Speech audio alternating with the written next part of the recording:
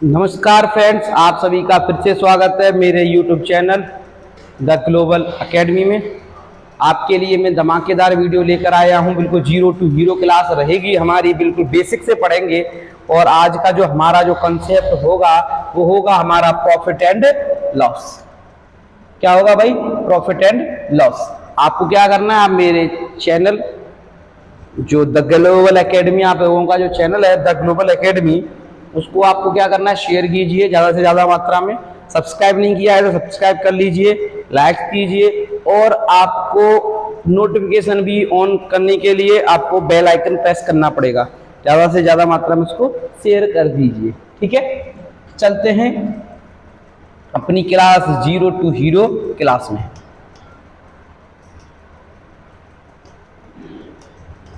चलते हैं, हमारा जो कंसेप्ट है वो है profit and loss.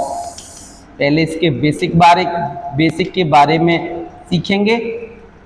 Profit and loss बिल्कुल बेसिक के बारे में, बिल्कुल 0 to हीरो क्लास है हमारी। 0 to हीरो, बिल्कुल 0 से चलेंगे और हीरो बन के निकलेंगे। 0 to हीरो। आप तब तक क्या करना है, आपको शेयर कर दीजिए, सबको बता दीजिए कि ये क्लास सर पढ़ा रहे हैं, अच्छा है, बढ़िया चलता है, समझ में, ठीक है। हिंदी में बोलते हैं लाभ व हानि।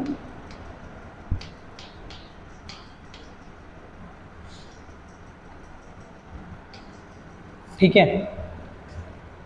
अगर मैं बात करूं, सबसे पहले आता है क्रय मूल्य। क्या आता है? क्रय मूल्य। क्रय मूल्य, क्रय मूल्य का मतलब होता है खरीदना,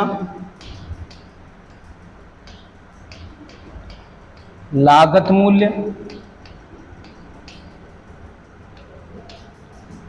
खरीदना हुआ, लागत मूल्य हुआ, ये हमारा क्या कहलाता है? क्रय मूल्य कहलाता है, जिसे हम सीपी बोला करते हैं, कॉस्ट प्राइस, यानी वस्तु का कीमत मूल्य, यानी क्रय मूल्य। एक और होता है आपका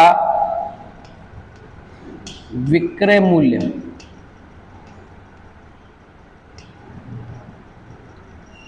विक्रय मूल्य का अर्थ होता है बेचना। क्या होता है? बेचना, जिसको हम दूसरी भाषा में सेलिंग प्राइस कहते हैं। बिक्री मूल्य यानी कि विक्रय मूल्य, बिक्री मूल्य भी कहा जाता है इसको, बिक्री मूल्य।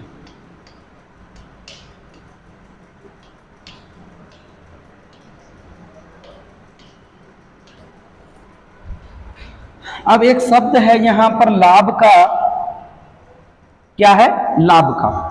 तो अगर हम लाभ के बारे में बात करेंगे तो जो लाभ होता है, यानी कि ज्यादा में उसको बेचा जाए, यानी विक्रय मूल्य जब ज्यादा होगा, विक्रय मूल्य क्या होगा? जब ज्यादा होगा, और क्रय मूल्य क्या होगा? कम। यानी कि कम में खरीदो, ज्यादा की बेच दो। कम में खरीदो, ज्यादा की बेच दो, लाभ कहलाएगा। क्या कहलाएगा? लाभ। कम में खरीदो, ज्यादा की बेच दो। ज्यादा क्या होना चाहिए? विक्रय मूल्य। और हानि, हानि आपका होना चाहिए अब क्रय मूल्य, यानी कि ज्यादा की खरीदी और वह कम में बेच दी। ज्यादा की खरीदी और हमने कम में बेच दी, ये आपका क्या होगा? हानि। आगे लाभ प्रतिशत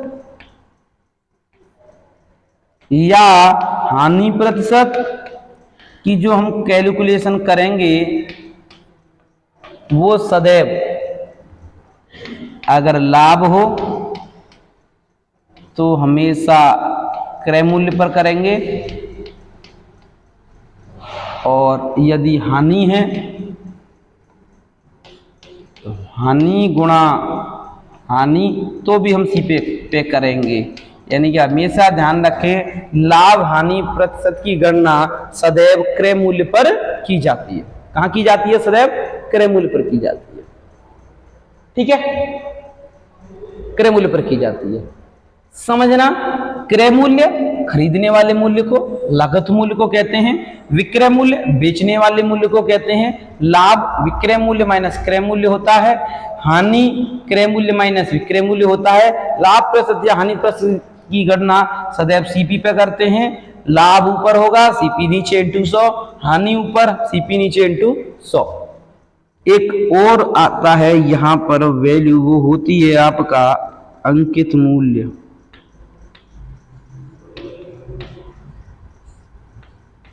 अंकित मूल्य एमआरपी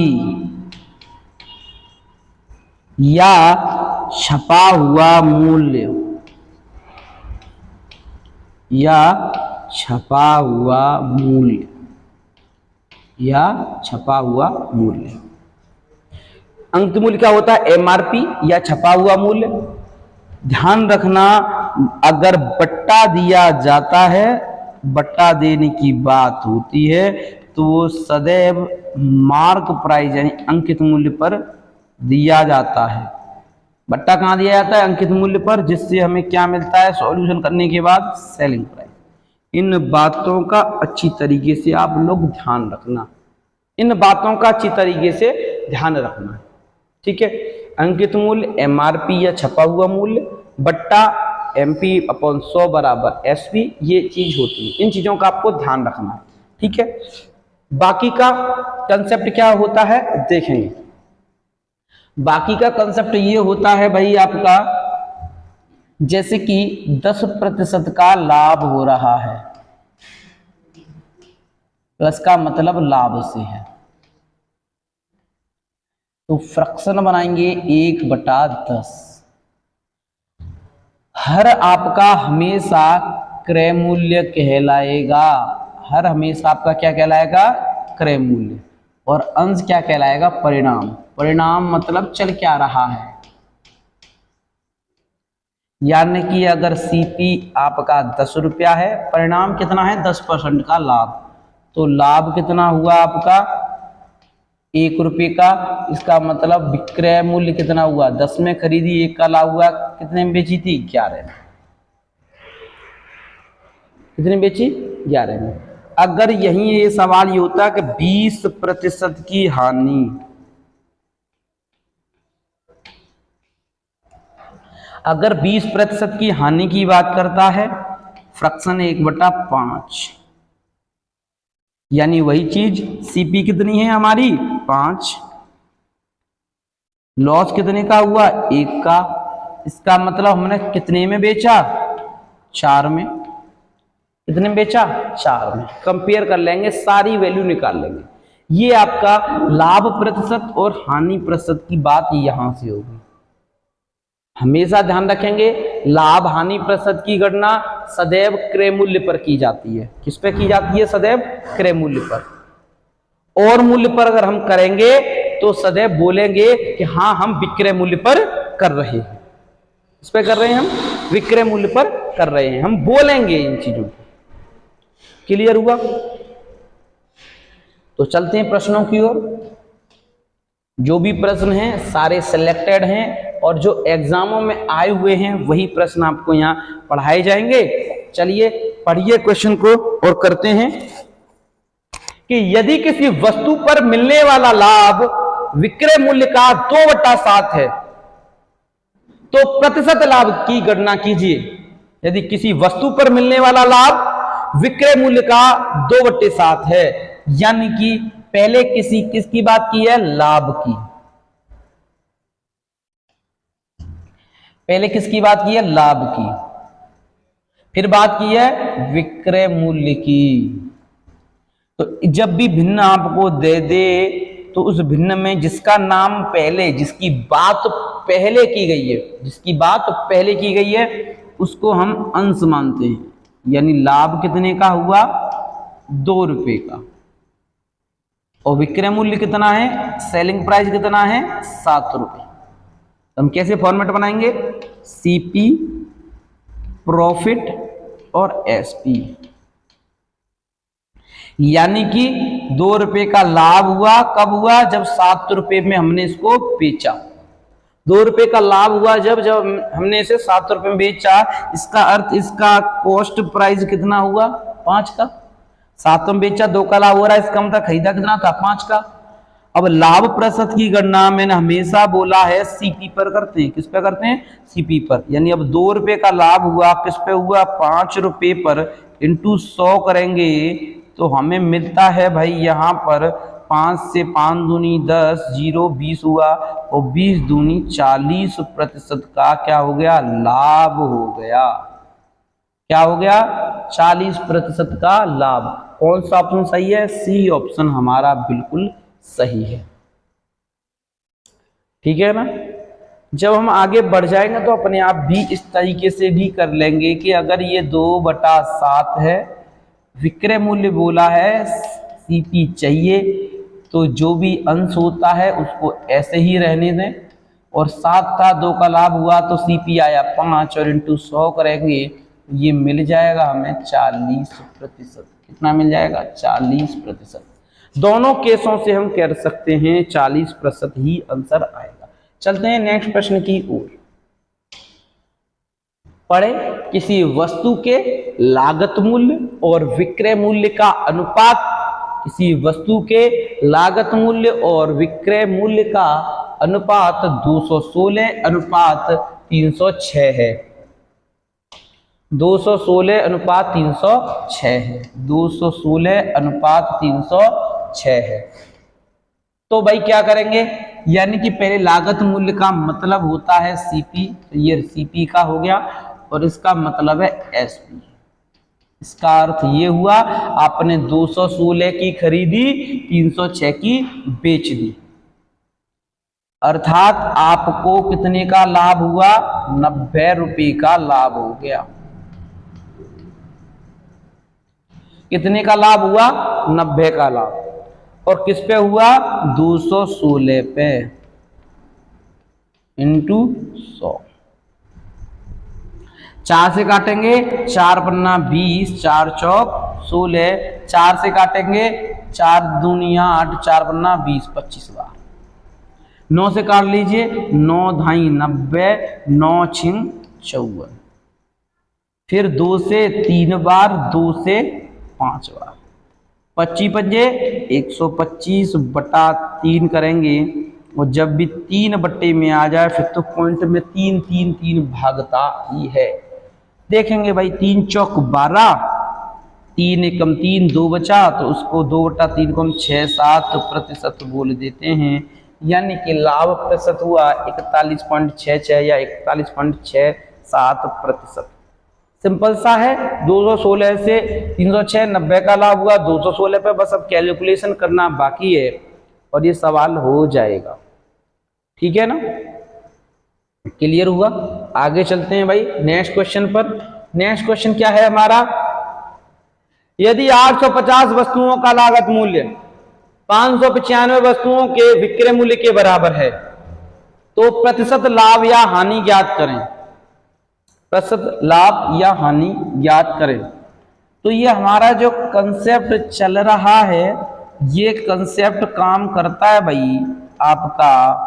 ये कंसेप्ट जो काम करता है, ये चलता है कि 850 वस्तुओं का लागत मूल्य, यानी 850 वस्तुओं का लागत मूल्य मतलब का कीजिए गुणा लगाया 850 और का कीजिए गुणा लगाया लागत मूल्य का मतलब होता है सीपी। 595 वस्तुओं के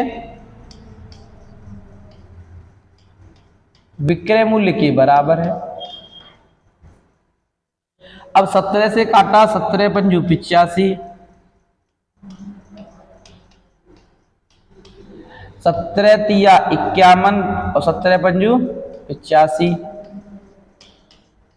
अभी और काट लो, 5 9 50, 5 7 35, यानी सीपी कितना आया 7, एसपी कितना आया 10। इसका अर्थ क्या हुआ? 7 की खरीदी 10 की बेच दी, 3 का लाभ 7 पे इंटू 100, ये हो जाएगा आपका निकल के 42 सही 6/7% का लाभ। कितने का लाभ हुआ? 42.6/7%, इसका मतलब 42.84 होता है। 42.84। सेम वही सवाल है, वही कंसेप्ट है, उसी कंसेप्ट पे हमें काम करना है। ठीक है, क्लियर हुआ? कंसेप्ट इसी माध्यम से ये करना है। अगला सवाल, अगला करेंगे। करो भाई, सभी पढ़ो। कोई दुकानदार 1350 रुपए के मूल्य में 15 दर्जन पेन खरीदता है और उन्हें 495 प्रति दर्जन पेन के मूल्य में बेचता है। उसका प्रतिशत लाभ या हानि ज्ञात कीजिए। तो यहां सवाल में गलती है, ये 1350 नहीं 350 होगा। इस सवाल में गलती है। चलते हैं नेक्स्ट प्रश्न की। नेक्स्ट प्रश्न में चलते हैं। सवाल में गलती है। गलती देखो इस वजह से है क्योंकि 1350 में यहाँ ज्यादातर प्रॉफिट में है और लॉस में है। यहाँ 1350, यहाँ 495, संख्याओं में बहुत ज्यादा डिफरेंस है। इसीलिए इस सवाल में मुझे गड़बड़ नजर आ रही है। इसलिए आपसे बोल रहा हूं कि ये सवाल गड़बड़ है। ठीक है, चलते हैं। अगला प्रश्न देखो। एक आदमी 2000 रुपए में 400 संतरे खरीदता है और 260 रुपए में कितने संतरे बेचे जा सकते हैं ताकि उसे 30% का लाभ हो? देखो साहब कैसे करेंगे। यहां से एक संतरे की अगर वैल्यू निकालूं तो एक संतरे की वैल्यू निकल के आती है 20। कितनी निकल के आती है? 20। 30% का लाभ हो रहा है। 20 गुणा 30 को हम 130 लिख लेंगे, बटे क्या करेंगे 100, यानी कि 13 दूनी 26 रुपये में कितना निकल के आया? खरीदता है, थोड़ा गलती हो गई, ये 20 × 4 होगा। 4 में 20 थोड़ा गलत हो गया। 2 जीरो कट गए, 4 से 20 कट गया 5 बार। कितनी बार? 5 बार। 5 का 30% यानी 130% निकालेंगे। 5 दूनी 10, यानी कि 13 रुपये में 2 वस्तुएं खरीदता है। रुपया ऊपर होता है हमेशा फ्रैक्शन में और क्वांटिटी कहाँ होती है? नीचे होती है। रुपया ऊपर है, क्वांटिटी नीचे है। 13 रुपये में 2 रुपये हैं, यहाँ 260। कितने हैं? 260।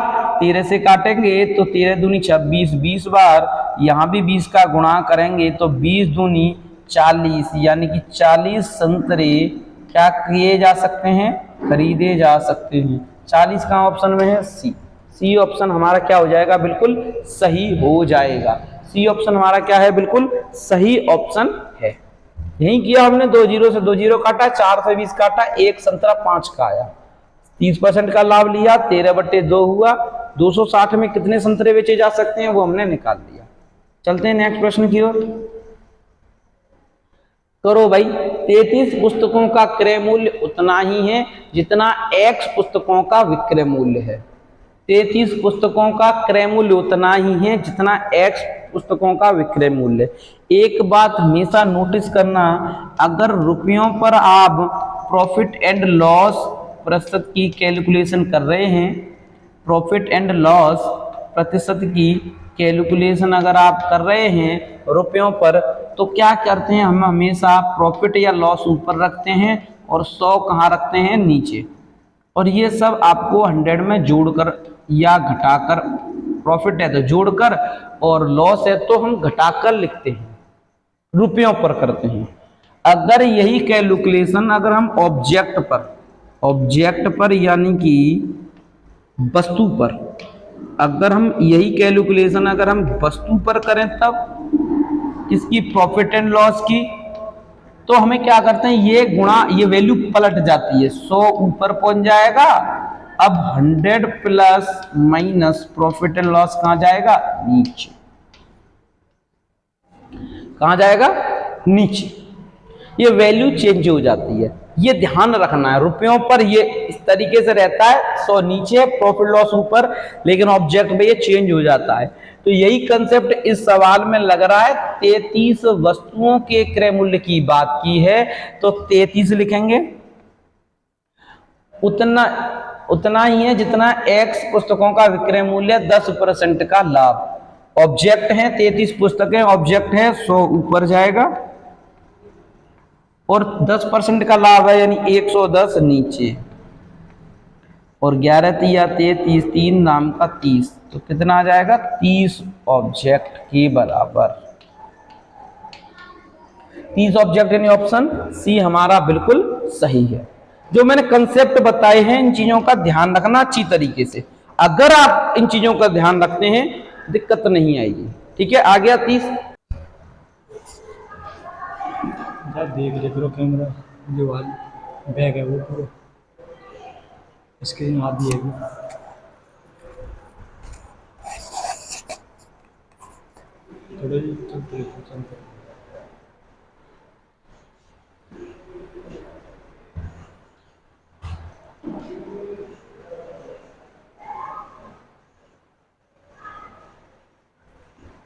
देखो भाई, मालती ने 10% जीएसटी सहित 8,800 रुपए में टीवी खरीदा।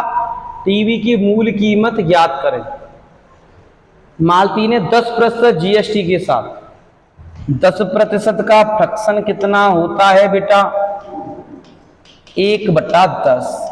और हमें इस माल जीएसटी सहित यानी जीएसटी देनी पड़ रही है, यानी 10 रुपए का उसका सीपी था, 1 की जीएसटी लग गई। तो अब हमें कितने का देना पड़ रहा है, यानी कितने का मिला? हमने कितने का बेचा? 11 नहीं 8,800 है। कितने गुना? 8 गुना। तो यहाँ 800 गुना हो गया, यहाँ भी 800 का गुना कर देंगे, तो ये हो जाएगा आपका 8,000। कितना हो जाएगा? 8,000। ऑप्शन हमारा बी सही है। तो वही सेम कॉन्सेप्ट है, वही सेम सवाल है। आगे चलते हैं। आगे भाई ये भी सवाल देखें, ये भी इंपॉर्टेंट सवाल है। चलिए पढ़ लीजिए। एक व्यक्ति 80 किलोग्राम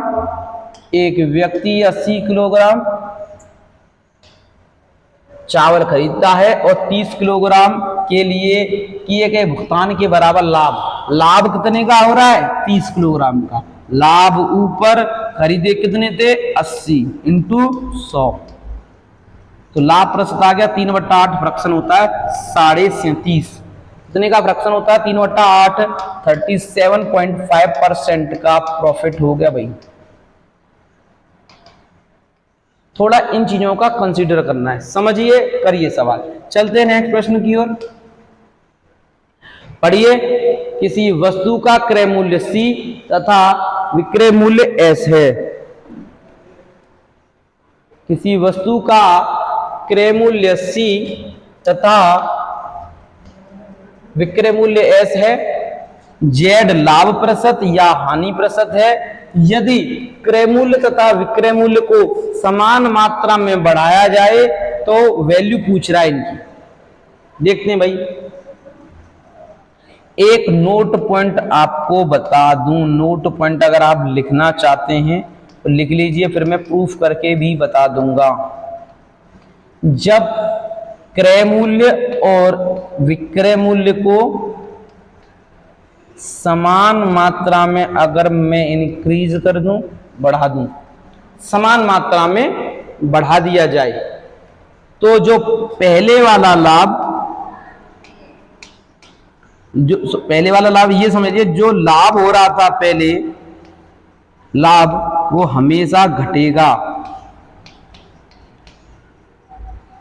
लाभ हो चाहे हानि हो, लाभ हो या हानि हो, वो क्या होगा? हमेशा घटेगा, डिक्रीज होगा। क्या होगा? डिक्रीज, घटेगा। ये नोट पॉइंट था मेरा आपके लिए इस सवाल के प्रति।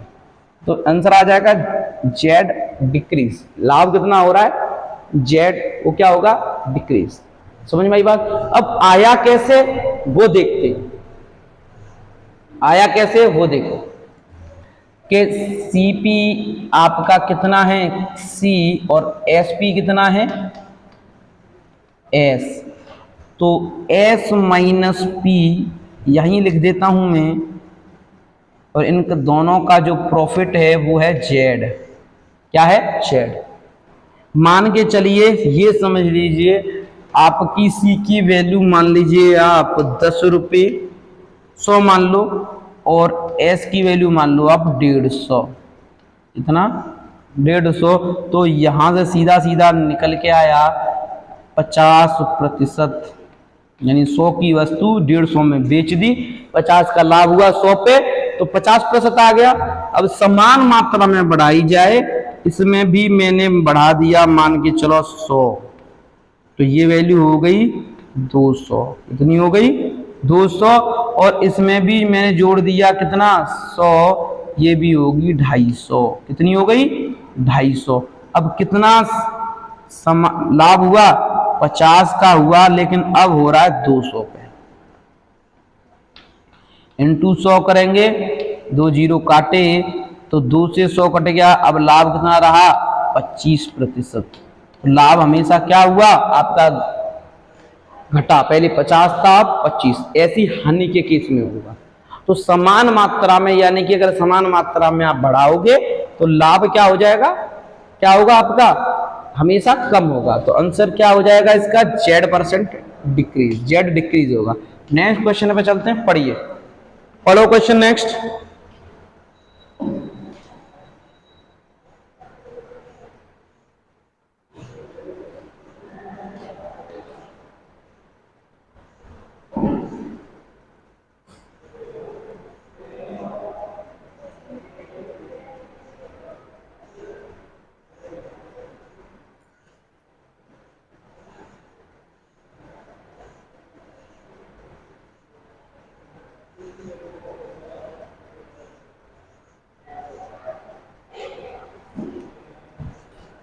एक मद 7,130 रुपये में बेचा जाता है, 7,130 आपका सेलिंग प्राइस हो गया।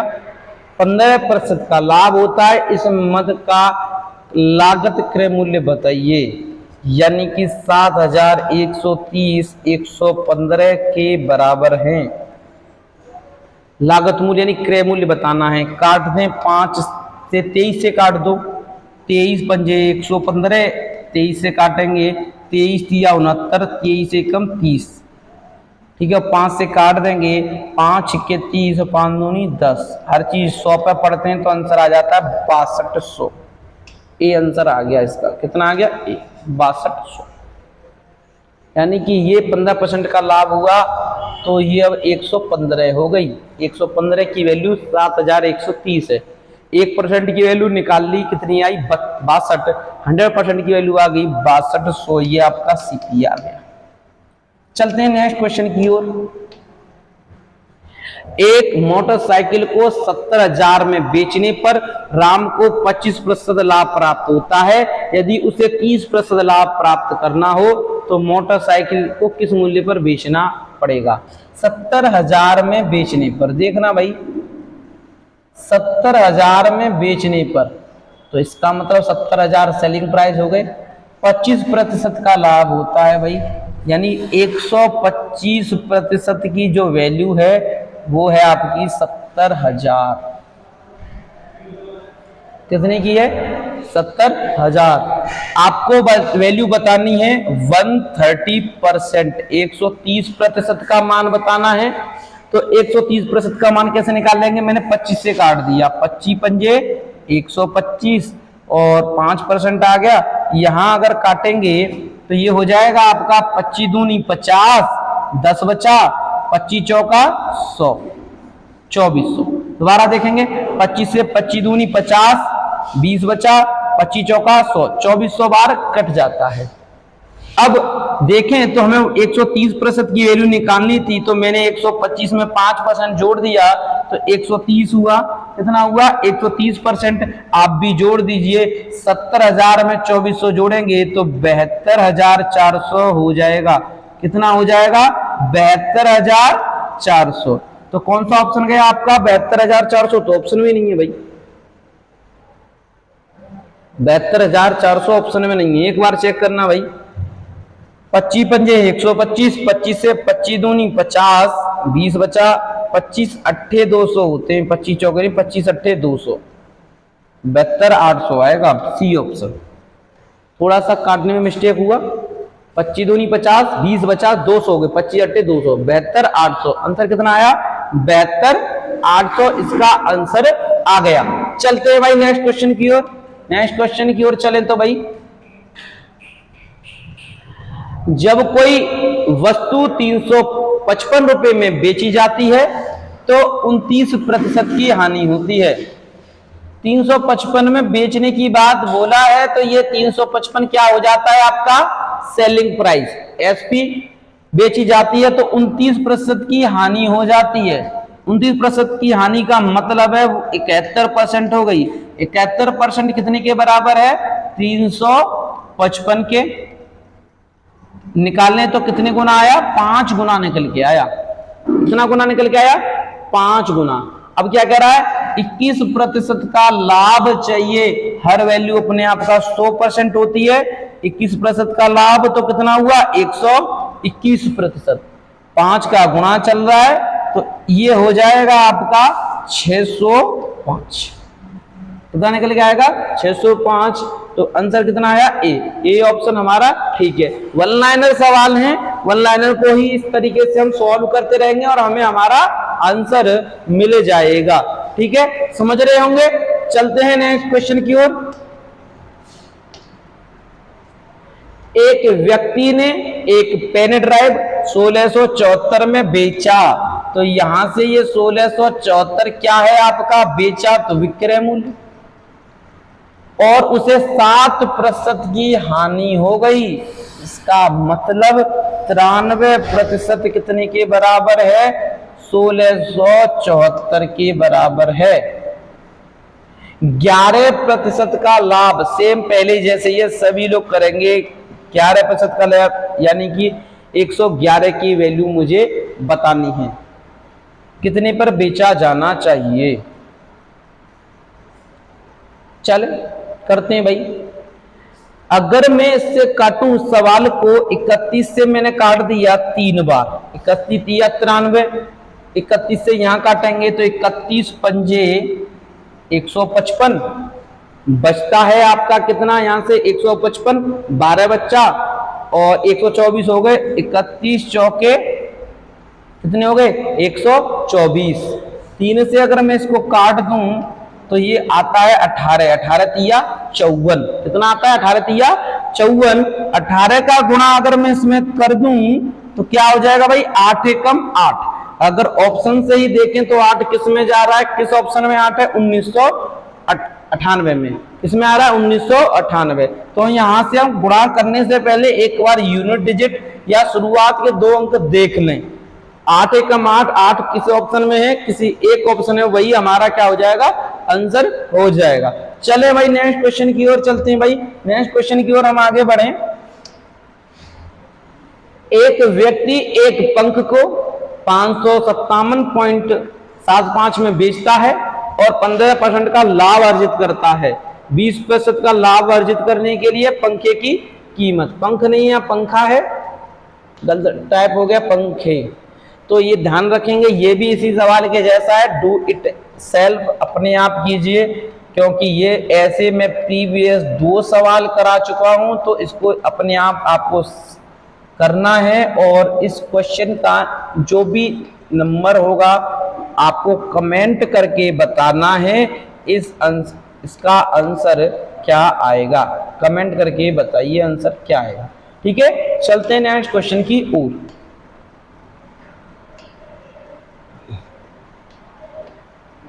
नेक्स्ट क्वेश्चन की ओर चलते हैं भाई, पढ़ेंगे। यदि साड़ी 3060 के लिए बेची जाती है, यदि एक साड़ी 3060 में बेची जाती है,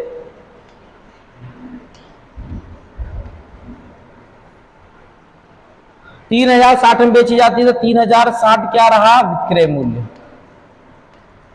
अब कह रहा है आगे, तो विक्रेता का 15% का नुकसान होता है, करना पड़ेगा। 20% का लाभ, ये भी सेम उसी के जैसा ही है, सेम है। चलो मैं इसको कर देता हूं, इसमें हानि वाला आ गया।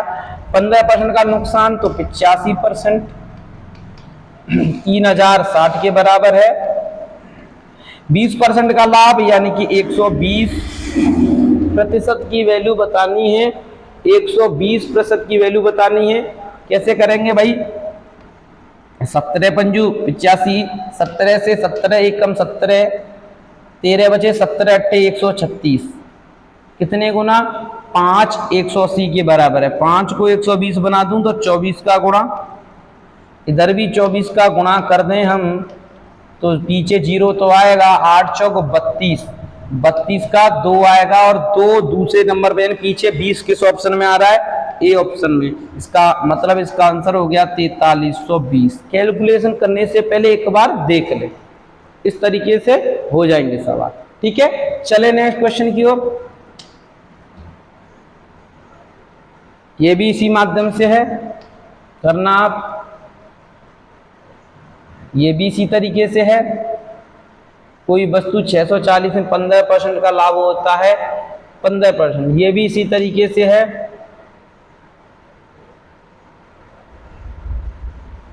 इसको पढ़ते हैं भाई, पढ़िए, चलिए करते हैं।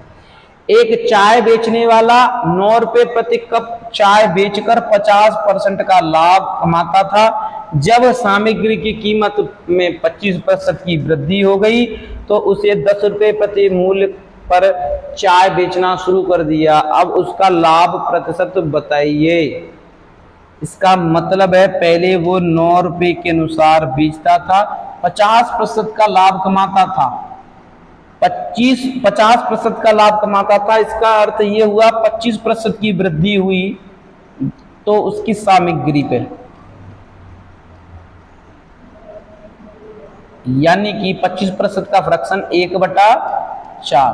पहले उसे 4 रुपए खर्च होते थे तो 9 चौक 36 रुपए बने, 9 रुपए प्रति कप चाय बेचकर, 9 रुपए में चाय बेचता है जब लाभ कमाता है, 9 रुपए में जब बेचता है, 9 रुपए की बेचता है तब लाभ कमाता है। यानी कि इसका अर्थ ये हुआ कि 9 रुपए प्रति कप चाय बेचकर 50% का लाभ कमाता है जब सामग्री की कीमत में 25% की वृद्धि हुई, तो यानी 9 रुपए। तो हम इस तरीके से भी तो कर सकते हैं सवाल को, 9 रुपए प्रति 25% 50% का लाभ कमाता है किस पर? ये बेचने पर। तो मैंने बोला है 100 ऊपर जाएगा और 50% का लाभ है ये नीचे आ जाएगा। 5 दूनी 10, 5 तिया 15 और 3 तिया 9, यानी कि 3 दूनी 6। यानी पहले कीमत थी 6 की, कितने की? 6 रुपए कप की। अब उसकी सामग्री यानी 25% की वृद्धि हुई, 25% की वृद्धि हो गई तो 6 का 25% हमने निकाला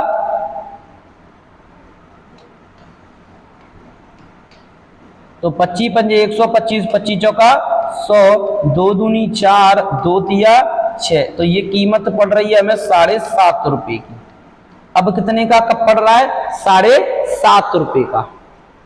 लेकिन हम बेच कितने में रहे? ये सीपी है, बेच रहे हैं हम कितने में?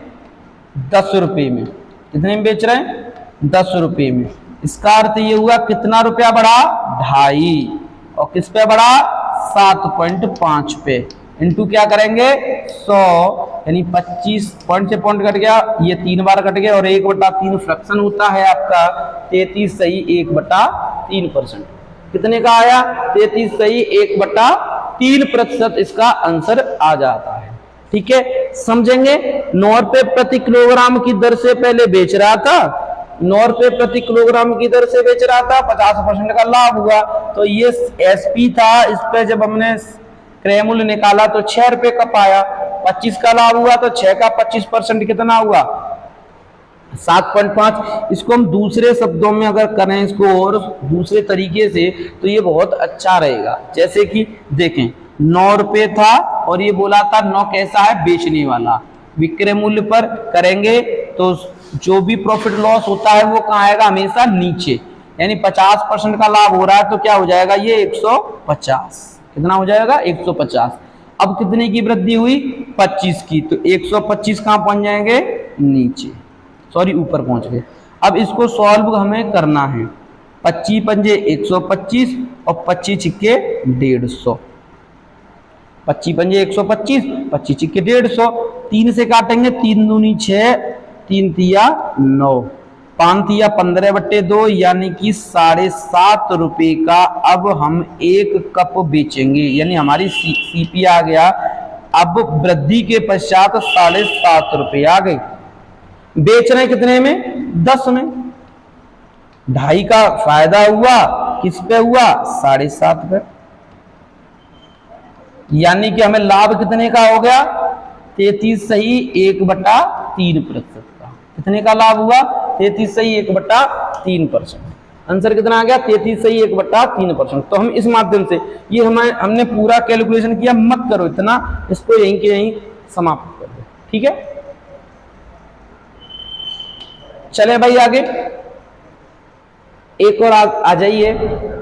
एक वस्तु का क्रय मूल्य उसके विक्रय मूल्य से 16% कम है, प्रतिशत लाभ या हानि निकटतम पूर्णांक तक ज्ञात करनी है। चलिए बढ़िया क्वेश्चन है। एक वस्तु का क्रय मूल्य उसके विक्रय मूल्य से 16% कम है। अगर विक्रय मूल्य आपका 100 हुआ तो सीपी कितना हो जाएगा आपका 84, ठीक है। यानी एक वस्तु का क्रय मूल्य उसके विक्रय मूल्य से 16% कम है, तो विक्रय मूल्य हमारा 100 हो जाता है, तो क्रय मूल्य हो जाएगा 84। प्रतिशत लाभ या हानि, तो यहाँ सीधी सीधी बात है, लाभ होगा कितने का 16 का, अब लेकिन इस बार किस पे होगा 84 पे। इनटू सॉल्व करेंगे 4 से 4 बार, 4 से 21 बार, और ये हो जाएगा आपका 2100, सॉरी 4 का 100 में करेंगे 400/21, और 21 से अगर मैं भाग दूं तो ये हो जाएगा 21 से कम 21, 21 से कम 21, और बचा कितना यहाँ पर, कितना बचा 19, 21 में 189, लगभग 19% का लाभ आ जाएगा। कितना आ जाएगा 19% का लाभ, ठीक है। तो आज के लिए बस इतना ही। आपको क्या करना है, चैनल, अपने चैनल जो हमारा चैनल है द ग्लोबल एकेडमी,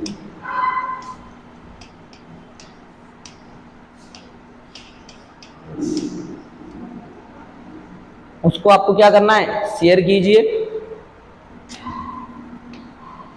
लाइक कीजिए, और जिन्होंने सब्सक्राइब नहीं किया है आप सब्सक्राइब कर लीजिए, और साथ ही साथ बेल आइकन जो आता है उसको क्या कर दीजिए, प्रेस कर दीजिए, दबा दीजिए, ठीक है।